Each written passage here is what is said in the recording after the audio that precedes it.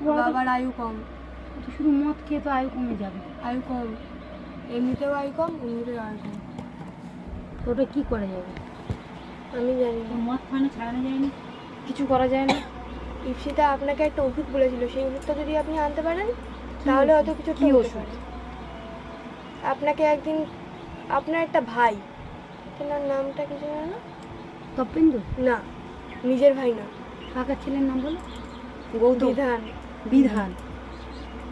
হ্যাঁ, মোটামুটি কালো করে। হুম আপনাকে একদিন বাইক দাঁড় করিয়ে পড়বে বলছিল, রাত্রিবেলা যখন আপনি ইপসিতাকে পড়তে নিয়ে থেকে আসতেন, হুম সেদিনকার আপনাকে একটা বলছিল না, হুম একটা নেশামুক্তির ওষুধ আছে, হুম আপনি যদি খাওয়াতে পারেন, হুম ওর কোনো রং নেই, গন্ধ নেই, কিচ্ছু নেই, হুম। আপনি যদি খাওয়াতে পারেন তাহলে হয়তো কিছু হতে পারে।